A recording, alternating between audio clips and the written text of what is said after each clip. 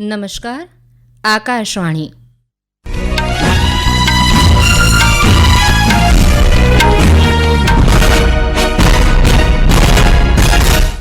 સમાચાર નિશા શ્રીમાળી વાંચે છે. સૌપ્રથમ મુખ્ય સમાચાર. આતંકવાદ સામે ભારતનો દ્રષ્ટિકોણ રજૂ કરવા સરકાર વિવિધ દેશોમાં સર્વપક્ષીય પ્રતિનિધિમંડળો મોકલશે. કેન્દ્રીય ગૃહમંત્રી અમિત શાહે ગાંધીનગરમાં જણાવ્યું કે પ્રધાનમંત્રી મોદીના નેતૃત્વમાં ભારતે આતંકવાદી હુમલાઓનો યોગ્ય જવાબ આપ્યો.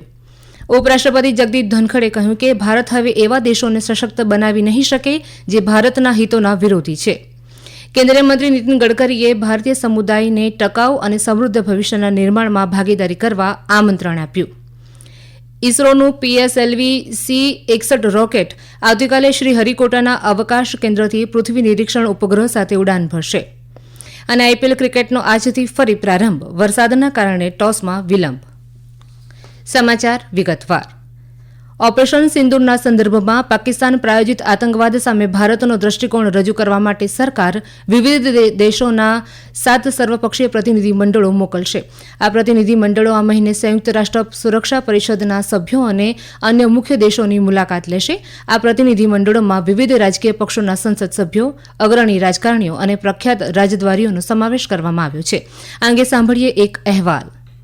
इस बहुदलीय शिष्टमंडल का उद्देश्य भारत की राष्ट्रीय सहमति और आतंकवाद से लड़ने के प्रति स्पष्ट दृष्टिकोण को विश्व के सामने रखना है. वे दुनिया को भारत का सख्त संदेश देंगे कि भारत आतंकवाद के खिलाफ कतई बर्दाश्त न करने की नीति रखता है. इन 7 शिष्टमंडलों का नेतृत्व भारतीय जनता पार्टी के रविशंकर प्रसाद और बैजयंत पांडा, कांग्रेस के शशि थरूर, जनता दल यूनाइटेड के संजय कुमार झा, द्रविड़ मुन्नेत्र कजगम की कनिमोझी करुणानिधि, राष्ट्रवादी कांग्रेस पार्टी की सुप्रिया सुले और शिवसेना के श्रीकांत एकनाथ शिंदे करेंगे. इस बीच संसदीय कार्य मंत्री किरण रिजिजू ने बहुदलीय शिष्टमंडल के बारे में कहा है कि ये भारत के साझा संदेश को लेकर चलेंगे. उन्होंने कहा कि ये राजनीतिक मतभेदों से परे राष्ट्रीय एकता का एक शक्तिशाली प्रतीक है. वहीं कांग्रेस सांसद शशि थरूर ने 5 प्रमुख राजधानियों में बहुदलीय शिष्टमंडल का नेतृत्व करने के लिए केंद्र द्वारा आमंत्रित करने के लिए धन्यवाद दिया. अमन यादव, आकाशवाणी समाचार, दिल्ली. દરમિયાન ભાજપના સાંસદ રવિશંકર પ્રસાદે પત્રકારોને જણાવ્યું હતું કે આ પહેલ પ્રધાનમંત્રી નરેન્દ્ર મોદીના વિઝનને પ્રતિબિંબિત કરે છે. કોંગ્રેસ પક્ષ દ્વારા પ્રતિનિધિમંડળમાં પોતાનું નામ ન લેવા અંગે કોંગ્રેસના સાંસદ શશી થરૂરે કહ્યું કે પાર્ટીને પોતાનો અભિપ્રાય વ્યક્ત કરવાનો સંપૂર્ણ અધિકાર છે. સરકારનો પોતાનો અભિપ્રાય છે જે પ્રતિનિધિમંડળ માટે વાજબી છે. શ્રી થરૂરે કહ્યું કે તેમને સંસદીય સ્થાયી સમિતિના અધ્યક્ષ તરીકે અને તેમની વ્યક્તિગત ક્ષમતામાં પ્રતિનિધિમંડળમાં જોડાવા માટે કહેવામાં આવ્યું છે. ભાજપના સાંસદ બૈજયંત પાંડાએ જણાવ્યું હતું કે ઓપરેશન સિંદૂરથી પાકિસ્તાની સેનાને પાઠ ભણાવ્યો છે અને તેણે ભારત પર આતંકવાદી હુમલાની ભારે કિંમત ચૂકવી છે. કેન્દ્રીય ગૃહમંત્રી અમિત શાહે આજે ભારપૂર્વક જણાવ્યું હતું કે પ્રધાનમંત્રી મોદીના નેતૃત્વમાં ભારતે આતંકવાદી હુમલાઓનો યોગ્ય જવાબ આપ્યો છે, જેનાથી દુનિયા આશ્ચર્યચકિત થઈ ગઈ છે અને પાકિસ્તાન ભયભીત થઈ ગયું છે. ગાંધીનગર મ્યુનિસિપલ કોર્પોરેશન હેઠળ 700 કરોડ રૂપિયાથી વધુના વિકાસ કામો શરૂ કર્યા પછી ગાંધીનગરમાં એક જાહેર સભામાં બોલતા શ્રી શાહે આતંકવાદી કૃત્યોના જવાબમાં ભારતીય સશસ્ત્ર દળો દ્વારા લેવામાં આવેલા નિર્ણાયક પગલાંની પ્રશંસા કરી. ઓપરેશન સિંધુનો ઉલ્લેખ કરતા શાહે કહ્યું કે પહલગામ આતંકવાદી હુમલાનો બદલો પાકિસ્તાનમાં સ્થિત જૈશ-એ મોહમ્મદ અને લશ્કર તૈયબા જેવા સંગઠનોના આતંકવાદી કેમ્પોનો નાશ કરીને લેવામાં આવ્યો હતો. के बाद भारत की सेना ने 100 किलोमीटर अंदर जाकर पाकिस्तानी कैंप्स, आतंकवादियों के कैंप्स को ध्वस्त करने का काम किया. और जो डराते थे कि हमारे पास एटम बम है, उनको लगता था उनकी धमकियों से डर जाएंगे, परंतु ऐसा नहीं हुआ. हमारे वायुसेना, थल सेना, जल सेना, तीनों सेनाओं ने ईंट का जवाब पत्थर से देने का काम किया. ગૃહમંત્રીએ ભારતીય સશસ્ત્ર દળોની અનુકરણીય સિદ્ધિઓની પ્રશંસા કરી અને આતંકવાદ પ્રત્યે સરકારના શૂન્ય સહિષ્ણુતાના વલણનો પુનરોચ્ચાર કર્યો. જો ભારતીય નાગરિકો સામે કોઈ આતંકવાદી પ્રવૃત્તિ કરવામાં આવશે તો અમારો જવાબ બમણો મજબૂત હશે. ઉપરાષ્ટ્રપતિ જગદીપ ધનખડે કહ્યું છે કે ભારત હવે એવા દેશોને સશક્ત બનાવી શકે નહીં જે ભારતના હિતોના વિરોધી છે અને સંકટના સમયમાં તેની સામે ઊભા રહી શકે.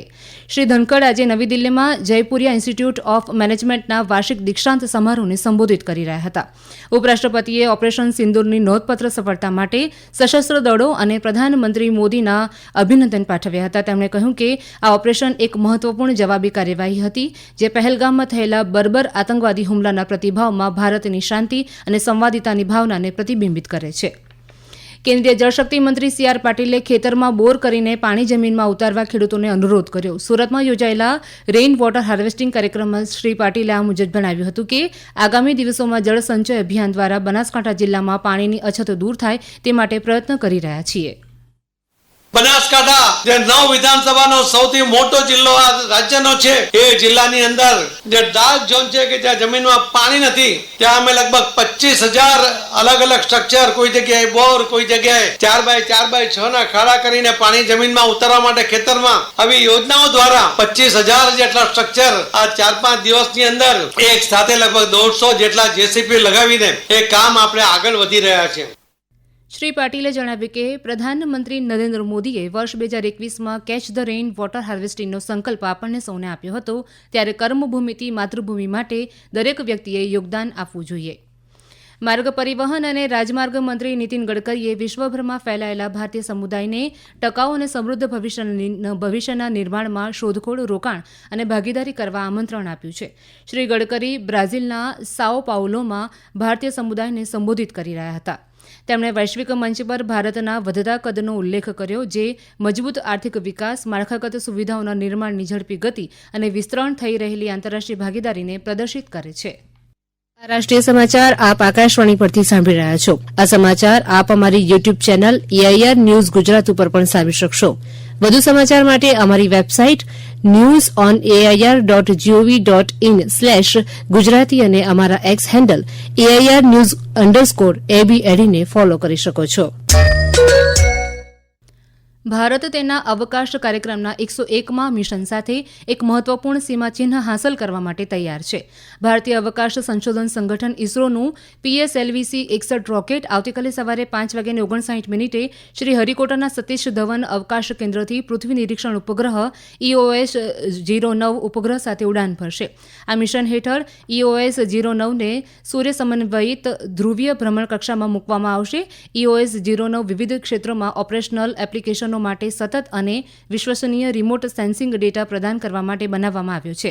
EOS-09 ઉપગ્રહમાં કૃત્રિમ છિદ્ર રડાર પેલોડ છે, જે બધી હવામાન પરિસ્થિતિઓમાં વિવિધ પૃથ્વી નિરીક્ષણ એપ્લિકેશનો માટે છબીઓ મોકલશે. આ પ્રક્ષેપણ માટે કાઉન્ટડાઉન આજે સવારે શરૂ થયું. પ્રધાનમંત્રી નરેન્દ્ર મોદી 22 મેના રોજ રાજસ્થાનના બિકાનેરના દેશનોકથી 103 અમૃત ભારત રેલવે સ્ટેશનોનું ઉદઘાટન કરશે. અમૃત ભારત સ્ટેશન યોજના હેઠળ આ સ્ટેશનોને આધુનિક સુવિધાઓ સાથે પુનઃ વિકાસ કરવામાં આવ્યા છે. આકાશવાણી સાથેની વાતચીતમાં રેલવે બોર્ડના માહિતી અને પ્રચાર વિભાગના કાર્યકારી નિયામક દિલીપ કુમારે જણાવ્યું હતું કે આ સ્ટેશનોને શહેરના કેન્દ્રોની જેમ પુનઃ વિકાસ કરવામાં આવ્યા છે, જે પ્રાદેશિક સંસ્કૃતિ અને વારસાને પ્રતિબિંબિત કરે છે. Indian premier league IPL T20 ક્રિકેટનો એક સપ્તાહ બાદ આજથી ફરી પ્રારંભ થયો છે. આજે બેંગલુરુમાં યજમાન રોયલ ચેલેન્જર્સ બેંગલુરુ અને કોલકાતા નાઇટ રાઇડર્સ વચ્ચે મેચ રમાશે, પરંતુ વરસાદના કારણે ટોસ થવામાં વિલંબ થઈ રહ્યો છે. હરિયાણા પોલીસે હિસારથી યુટ્યુબર જ્યોતિ રાનીની પાકિસ્તાન માટે જાસૂસી કરવાના આરોપસર ધરપકડ કરી છે. હિસારના નાયબ પોલીસ અધિક્ષક કમલજીતે જણાવ્યું હતું કે જ્યોતિના પાકિસ્તાની ગુપ્તચર એજન્સીઓ સાથે સંપર્કો છે અને તે સોશિયલ મીડિયા દ્વારા ગુપ્ત માહિતી મોકલતી હતી. જ્યોતિએ 4 વખત પાકિસ્તાનની મુલાકાત લીધી છે. અંતમાં મુખ્ય સમાચાર ફરી એકવાર. આતંકવાદ સામે ભારતનો દૃષ્ટિકોણ રજૂ કરવા સરકાર વિવિધ દેશોમાં સર્વપક્ષીય પ્રતિનિધિમંડળો મોકલશે. કેન્દ્રીય ગૃહમંત્રી અમિત શાહે ગાંધીનગરમાં જણાવ્યું કે પ્રધાનમંત્રી નરેન્દ્ર મોદીના નેતૃત્વમાં ભારતે આતંકવાદી હુમલાઓનો યોગ્ય જવાબ આપ્યો. ઉપરાષ્ટ્રપતિ જગદીપ ધનખડે કહ્યું કે ભારત હવે એવા દેશોને સશક્ત બનાવી શકે નહીં જે ભારતના હિતોના વિરોધી છે. અને ઇસરોનું PSLV-C-61 રોકેટ આવતીકાલે શ્રી હરિકોટાના અવકાશ કેન્દ્રથી પૃથ્વી નિરીક્ષણ ઉપગ્રહ સાથે ઉડાન ભરશે. આકાશવાણી પરથી સમાચાર પૂરા થયા. હવે પછી આપ આવતીકાલે સવારે 7:10 પ્રાદેશિક સમાચાર સાંભળી શકશો.